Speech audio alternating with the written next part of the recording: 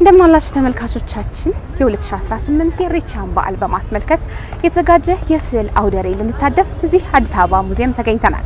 በስዕል አውደ ርዕዩ ላይ ምን አይነት ባህል፣ እሴት፣ ትውፊት እናያለን የሚለውን አብረን የምንከታተለው አብራችሁ ሁኑ። አርቲስት ዲማ አበራ ዛሬ ደግሞ በአዲስ አበባ ሙዚየም አዲስ ዓመትን ከተቀበልን በኋላ ብዙ ድባብ አለ። በዓላቶች ተከታትለው ይመጣሉ። ክብረ በዓላቶች አሉ ጎዳና ላይ የሚከበሩ። መስቀልን አሳልፈናል። አሁን ደግሞ ኢሬቻን በደማቅ ሁኔታ ለማክበር ደግሞ ዝግጅቱ ኦልሞስት ተጠናቋል። ቀናት ቀርተውናል። ልናከብር ዋዜማው ላይ ነው የምንገኘው። ዛሬ ደግሞ የተገኘንበት ምክንያት ኢሬቻን በማስመልከት ደግሞ የስዕል አውደ ርዕይ ላይ ነው የታደምነው። እንዴት አገኙት እስቲ? በጣም ደስ የሚል ነው። እንግዲህ ያገኘነው ስዕሎቹን በሙሉ በምንመለከትበት ጊዜ ከኢሬቻ ጋር የተገናኘው ከገዳ ጋር የተገናኘው አስተማሪ የሆነው መልእክት የሚያስተላልፉ ተስፋን የሚያለመልሙ በቀለም ተስፋችንን፣ ፍላጎታችንን፣ እምነታችንን በውስጣችን ያለውን ከፈጠራችን ጋር እንዴት እንደምንገናኝ የሚያሳይ በመሆኑ ይሄንን ነው ያየሁት መሆኑን ነው ያየሁት። ከስዕሉ ወጣ ያለ ጥያቄ ደግሞ ላንሳ።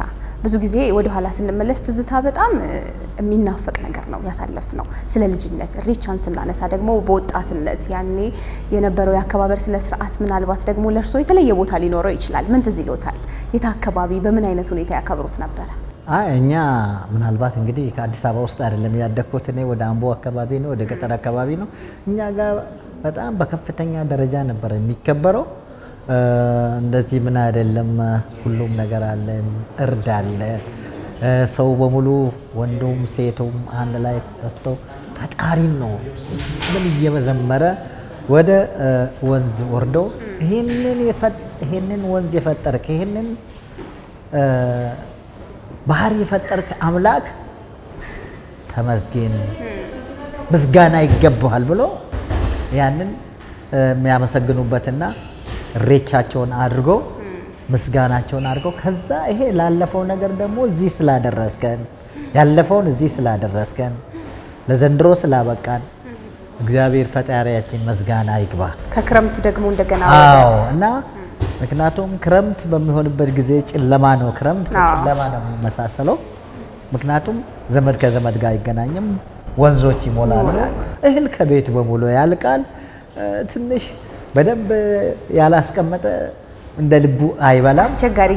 አስቸጋሪ ጊዜ አሁን የሚታየው ተስፋ ነው። ምክንያቱም እሸቱ እየደረሰ ነው። እንደዛ ያ ተስፋውን እግዚአብሔር አንተ ይሄን ለዚህ ስላደረስከን እናመሰግናለን።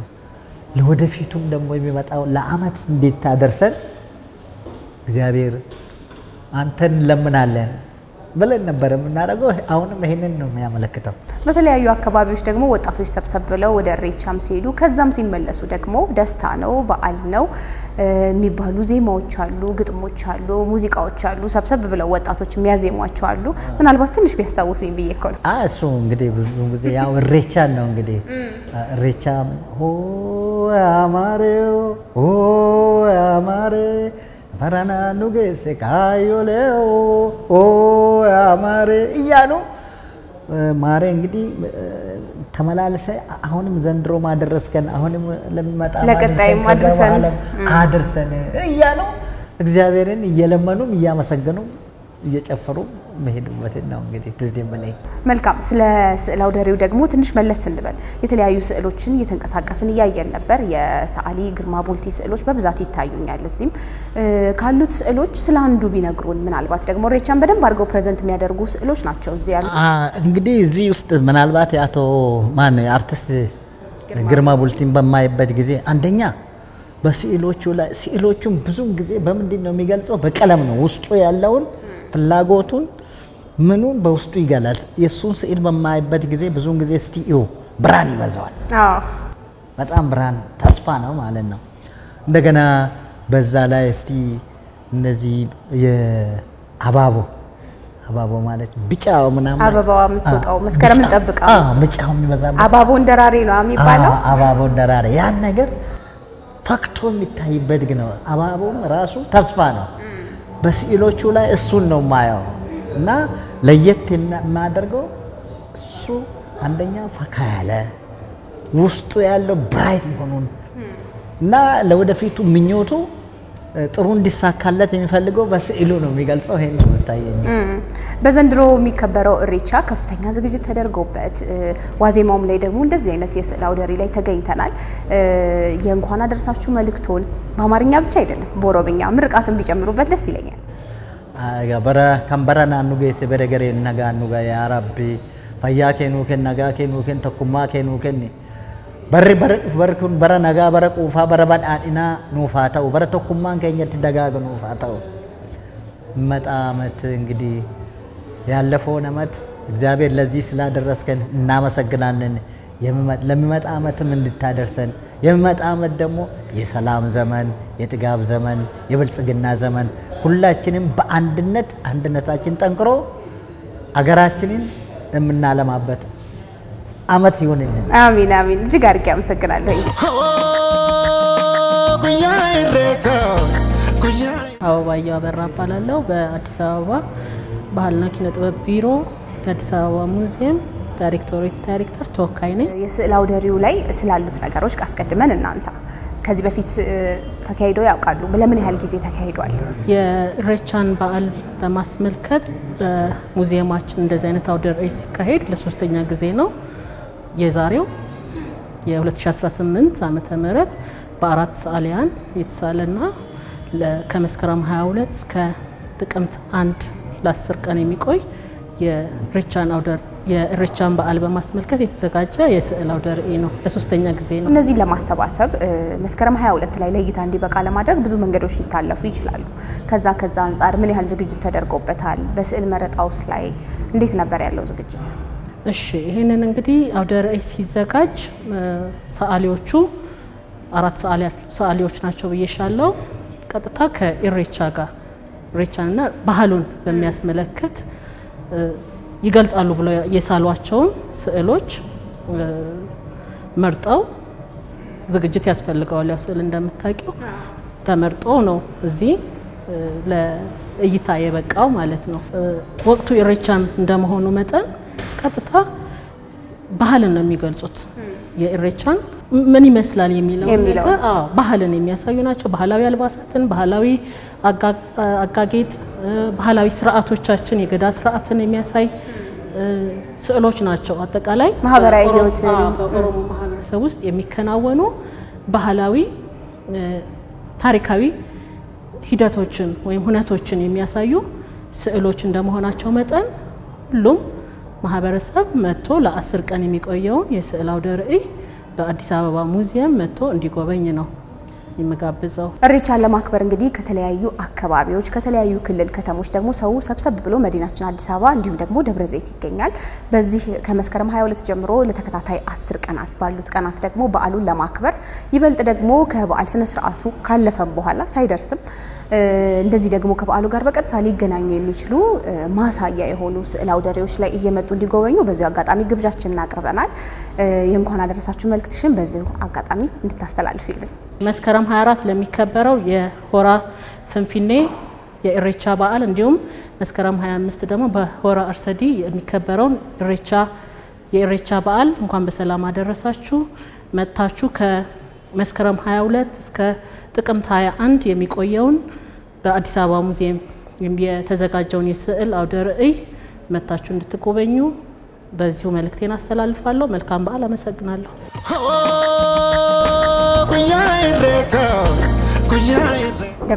እንደምን አለሽ? ደህና። እንዴት ነው?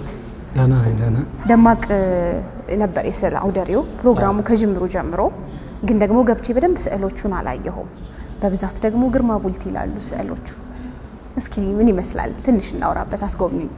እንግዲህ አሁን ለምሳሌ ከዚህኛው ስዕል ብንጀምር እቺ አደ ሲንቄ ናት። አሁን እንግዲህ ለምትሄድበት ዝግጅት ለአዲስ ዓመት ወደ ኢሬቻ እየሄደች ነው ያለችው እና ወደ ኢሬቻ በሚሄዱበት ጊዜ አደ ሲንቄዎች ሲንቄ ይዛሉ፣ እርጥብ ሳር ይዛሉ። እንደገና ደግሞ ቀቤ የሚባል እንደዚህ ጌጦች ጮጮ የሚመስል ጮጮ ይዛሉ። አሁን ይሄ ምንድነው ጌጣቸው ነው፣ አለባበሳቸው፣ መቀነታቸው። ብዙ ጊዜ አሁን እንደዚህ አደ ሲንቄ እንደዚህ አይነት አለባበስ ለብሰው የሚሄዱት ብዙውን ጊዜ ያገቡ ሴቶች ናቸው እና እንደየ አካባቢ ደግሞ ያገቡ ሴቶች በዋነኝነት ምናቸው ነው ማግባታቸውን የሚገልጸው? ሲንቄ ይዛሉ። ሲንቄ ይዛሉ እና እንደየ አካባቢ ደግሞ ይለያያል አለባበሳቸው። አሁን ይሄ አለባበስ በምዕራብ ሸዋ አካባቢ ያለ ነው። ከዚህ ከወለታ ጀምሮ እስከ አምቦ እስከ ወለጋ ድረስ ያሉት የሚለብሱት ከቀይ ጥለት ጋር የተያዘ ያንን ለመግለጽ የተሰራ ስራ ነው። በጣም ጥሩ። ስለዚህ የየአካባቢው ሀደ ሲንቄዎች ደግሞ የተለያየ አይነት አለባበስ እና ራሳቸው የሚገልጹበት የተለያየ መንገድ አለ ማለት ነው። እዛም ጋር እየታዩኝ ያሉ ሴቶች ስላሉ ነው። አስቀድመን ግን ስለነዚህ ስዕሎች ትንሽ ነገር እንበል። ይሄኛው እንግዲህ ዋነኛው የኢሬቻ በዓል አከባበር ምን ይመስላል የሚለው ትልቁ ነገር እንግዲህ ኢሬቻ የምስጋና ፕሮግራም ነው። ምስጋና ምንድነው? እንኳን ለዚህ ያደረስከን ነው። ሌላው ደግሞ ከጨለማ ወደ ብርሃን እንኳን መጣን ነው። እንደገና ደግሞ በወንዝ ሙላት ምክንያት ተራርቀው የነበሩ የማህበረሰብ ክፍሎች ወንዙ ሲጎድል ተገናኝተው የሚሰባሰቡበት ስለሆነ በጋራ መጥተው ፈጣሪያቸውን ሲያመሰግኑ የሚያሳይ ነው። ከላይ ያለው ደግሞ እንደዚሁ ወደ ኢሬቻ በዓል በሚሄድበት ጊዜ አባገዳ ሲሄድ ብዙ ጊዜ በማህበረሰቡ ታጅቦ ነው የሚሄደው። በገዳ ስርዓት ውስጥ አባገዳ እንግዲህ የማህበረሰቡ መሪ ሆኖ የተመረጠ ስለሆነ እሱን አጅቦት የኢሬቻን በዓል ለማክበር ወደዛ ሲሄዱ ነው። ስዕሉ የተሰራበት ቴክኒክ ሪያሊስቲክ በሆነ መልኩ ነው። መልካም። እዚህ ጋር ማያት ደግሞ ሴት በደንብ አሸብርቃለች። ቀደም ካየነው ደግሞ ጌጦቹ ትንሽ ይለያሉ። ያደረገቻቸው የጸጉሩ አሰራር ይለያል። የት አካባቢ ናት እቺ? እቺኛው አካባቢ ደግሞ ወደ አርሲ አካባቢ ነው። ወደ አርሲና ባሌ ድንበር አካባቢ ያሉ ሀደ ሲንቄዎች የሚለብሱት ነው። ምክንያቱም አሁን እዚህ ላይ አለባበስ አይተሽ እንደሆነ የሚይዟት ቅቤ የቅቤ ቅል ትለያለች። ሲንቄው አለ። እዚህ ላይ ደግሞ ጨሌው እንደገና የጸጉሩ አሰራራቸው የነዚህ አለባበሳቸው በተለይ በአርሲ አካባቢ ያለውን ሪፕሬዘንት የሚያደርግ ነው። እንደገና መልክዓ ምድሩም ደግሞ እዛ ላይ ያለው መልክዓ ምድር ልምላሜ በመስከረም ወር ላይ በተለይ ምን ይመስላል የሚለውን የሚያሳይ ብርሃንማ ቀለምን ለመግለጽ የሰራው ይሄ የክረምቱ ጭጋጉ ምናምን ገለል ሲል ሰማይ በደንብ ግልጥ ብሎ ብራ ሲሆን አይደል የምንለው? ጥርት ሲልና ተራራው ሜዳው የሚፈካበት ጊዜ ነው። ስዕሎቹ ላይ ኢሬቻ ክብረ በዓል ላይ ከሚካሄደው በተጨማሪ ደግሞ ማህበራዊ ህይወት አለ፣ ጉርብትና ይታያል፣ የእርሻው ገበሬዎች በስራ ላይ ያሉ የተለያዩ ደግሞ የስራ መስክ ላይ የተወጠሩ ሰዎች። ከዛ ውጪ ደግሞ እዚህ ጋርም እያየሁ ያለሁት ስዕል አለ። አባገዳዎች ይመስሉኛል። እነዚህ ነው የሀገር ሽማግሌ የሀገር ሽማግሌም አባገዳም እንደ ሁለቱም ሲምቦል ነው የተሰራ። አሁን ይሄ ምንድነው? ሁሉቆ የሚባል ርዕስ ነው። ሁሉቆ ማለት ያው መሽለክ ማለት ነው እና ከአንዱ ዘመን ወደ አንዱ ዘመን መሽለክም ሊሆን ይችላል። እዚህ ላይ ግን የተቀረበበት መንገድ ሌላ ሁሉቆ በምዕራብ አካባቢ በተለይ በደቡብ ምዕራብ አካባቢ የሚሰራ ነው። አሁን ይሄ እንደ አውጫጭ ነገር ነው። በሰፈር ውስጥ የሚጠረጠሩ ሰዎች በዝርፊያ በስርቆት የሚጠረጠሩ ሰዎችን ማህበረሰቡ ተሰብስቦ አባገዳዎች ባሉበት ሲጠቁማቸው ልክ አሁን በአማርኛ አውጫጭኝ እንደሚባለው ማለት ነው። እዛ ወጥቶ አባገዳዎች አጥፍታል ወይስ አላጠፋም ብሎ ይመረምሩታል። ከዛ አላጠፋውም ካለ በዚህ በእንጨት ውስጥ እንዲሾልክ ይደረጋል። አሁን እንግዲህ በዛ እምነት ውስጥ ሳያጠፍ በዚህ ውስጥ ከሾለከ ካላመነ ይጎዳል እና እስከ ቤተሰቡ እስከ ስንት 7 ቤቱ ድረስ ሊጎዳ ይችላል ብሎ ስለሚታመን እዚህ ቦታ ላይ የእውነቱን ያወጣሉ። ካጠፉም ጥፋታቸውን ይገልጹና የሚቀጡትን ነገር ይቀጣሉ። የዛን ሴሬሞኒ የዛን ባህል የሚመስልበትን መንገድ ለመግለጽ የተሞከረበት የስዕል ዘርፍ ነው። ቀደምት አባቶች ነገሮችን የሚፈቱበት የራሳቸው የሆነ ዘዴና ብልሃት አላቸው። ከነዛ መካከል ደግሞ ይሄ አንደኛው ጥበብ ነው። እውነት ነው።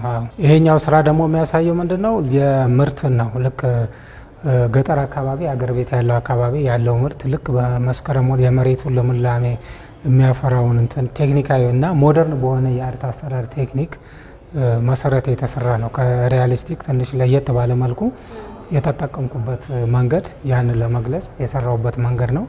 እዚህ ጋም ደግሞ ከእርሻ ጋር ተያይዞ ክረምቱን ሲሰሩ ሲያርሱ የነበሩት ፍሬያቸውን ሲያጭዱ ነው የሚያሳየው እዚህና በደቦ ሲሰሩ ነው እና ብዙውን ጊዜ በገጠሩ ማህበረሰብ እንደዚህ ሰብል በሚደርስበት ጊዜ በደቦ ሆኖ በጋራ ሆኖ ሲያጭዱ የምርታቸውን እንትን ሲሉ ያሳያል። በዛን ጊዜ አየሩ ልምላሜው ምኑን ሁሉ ለመግለጽ የተጠቀሙበት የቀለሞች አይነት ነው። እዚህ ከላይ ያለችው ደግሞ ክሊንሲንግ ነው፣ እንትኑ ንጽህና ነው። እንግዲህ ለብዙውን ጊዜ ልብስ አጠባ ነው እዚህ ላይ እና በዓል ሲመጣ ብዙ ጊዜ ሴቶችም ወንዶችም ያለውንም ሁሉም ተሰብስበው ይታጠባል ሲዘጋጁ ለማሳየትና ለበዓል ለኢሬቻ በቃ ልብሶቿን እያጠበች ስትዘጋጅ የሚያሳይ ነው። አውዱ የሁሉም አውድ ምናልባት ክረምት ካለፈ በኋላ እህል የመሰብሰቡ ብራ የመሆኑ ዘመድ ከዘመድ የመገናኘቱ የመመራረቅ የመብላት የመጠጣት የፍስሐ ጊዜ ነው የሚለውን በደንብ ይገልጻሉ። ከእርሻው ጀምሮ ከልጃገረዶች ከሚያሳልፉት ጎረምሶች እዚህ ጋር ደግሞ ወጣቶች ሰብሉን ሲሰበስቡ የምናየው ሁሉ ከዛ እነዚህ ሁሉ ደግሞ ሄደው ሆራ አርሰዴ ጋር ያለው ምስጋና መጪው ደግሞ በደንብ ምርት የምናገኝበት በደንብ የምንገናኝበት የምንጠያየቅበት ሰርግ ደግሰን የምንሰበሰብበት መሆኑን የሚል አንድ አይነት አውድ አላቸው። እሱ ደስ ይላል። እውነት ነው። እና ይሄኛው ደግሞ ኃላፊነት በሚል ርዕስ የተሰራ ነው። ብዙ ጊዜ እናት ለልጆች ያላትን ኃላፊነት ያሳያል። እንደገና እዚህ ጋር ወፎችም ለልጆቿ ያላትን ኃላፊነት ያሳያል። እና እዚህ ጋር ፈረሱ ሲምቦል ኦፍ የባንዲራ ሲምቦል የሚታየው ሁሉ ለሀገር ያለው ኃላፊነት ነው የሚያሳየውና አጠቃላይ ኃላፊነትን ለመግለጽ ያረኩበት ነው። እናትነት በሁሉም መንገድ ቢታይ ተመሳሳይ አይነት ትርጉም ይሰጣል። በሰውም በእንስሳቱም በአራዊቱም በሁሉም ስናይ እናት ለልጇ ያላት ነገር አለ። ሀገር ደግሞ በእናት ትመሰላለች። ተመሳሳይ ነገር ለልጆቿ እኩል ያለ መሰሰት እኩል የመስጠት እኩል የእናትነት ፍቅርን ያሳያል። በጣም ቆንጆ ያለንበት ወቅት እንግዲህ ኢሬቻን ለመቀበል የተዘጋጀ ስዕል አውደ ርዕይ ላይ ነው የምንገኘው። ወቅቱ ደግሞ የኢሬቻ ዋዜማ ነው። ከየአካባቢው ደግሞ እየመጡ ወደ አዲስ አበባ እንዲሁም ደግሞ ወደ ሆራ አርሰዴ ቢሾፍቱ ሊያቀኑ ሰብሰብ ያሉ እንግዶች ደግሞ በብዛት የምንቀበልበት ነው መዲናችን አዲስ አበባ ላይ። እሱን በማስመልከት ደግሞ ከመስከረም 22 ጀምሮ ለተከታታይ 10 ቀናት የሚቆይ የስዕል አውደ ርዕይ ከኢሬቻ ጋር በቀጥታነት የሚገናኝ ኢሬቻን በደንብ ይገልጻል ተብሎ የታሰበበት የታመነበት ስዕሎች ደግሞ በዚህ በአዲስ አበባ ሙዚየም ለጎብኚዎች ክፍት ሆነዋል፣ ለእይታ ክፍት ሆነዋል። ከተለያየ አካባቢ ለሚመጡ በዓሉን ለሚያከብሩ እህት ወንድሞች ደግሞ የእንኳን አደረሳችሁ መልእክት በዚሁ አጋጣሚ እንድናስተላልፍ።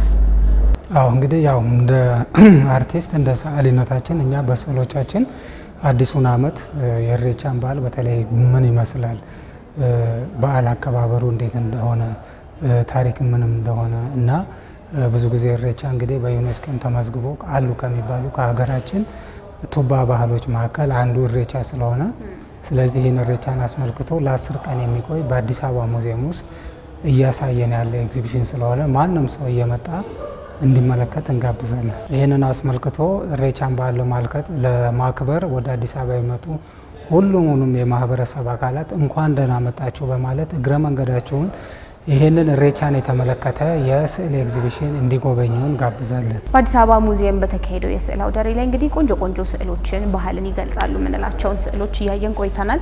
በእኔ በኩል ለሰጡኝ ገለጻ በሙሉ እጅግ አድርጌ አመሰግናለሁ። እኔም አመሰግናለሁ።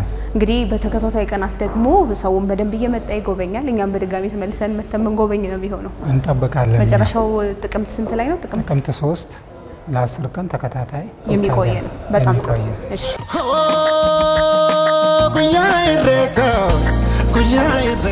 አዲስ ዓመትን ካሳለፍን በኋላ ደግሞ በመስከረም 24 በአዲስ አበባ ከተማ ሆራ ፊንፊኔ በደብረ ዘይት ደግሞ ሆራ አርሰዴ የተባለ የሚከበረው የኢሬቻን በዓል በማስመልከት በዚህ በአዲስ አበባ ሙዚየም የተካሄደውን ኢሬቻን የሚመለከቱ ስዕሎችን የያዘውን የስዕል አውደ ርዕይ መክፈቻ ፕሮግራም ነው ወደ እናንተ ያደረስን የቆየ ነው።